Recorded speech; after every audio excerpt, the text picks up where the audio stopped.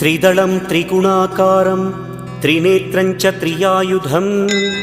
त्रिजन्म पापसंहारम् एकबिल्वं शिवार्पणम् त्रिशाखैः बिल्वपत्रैश्च अच्छिद्रैः कोमलैः शुभैः तव पूजां करिष्यामि एकबिल्वं शिवार्पणम् कोटिकन्या महादानं तिलपर्वतकोटयः काञ्चनं शैलदानेन एकबिल्वं शिवार्पणम् काशीक्षेत्रनिवासं च कालभैरवदर्शनं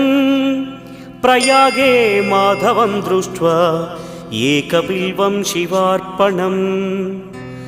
इन्दुवारे व्रतं स्थित्वा निराहारो महेश्वर नक्तं हौष्यामि देवेश एकबिल्वं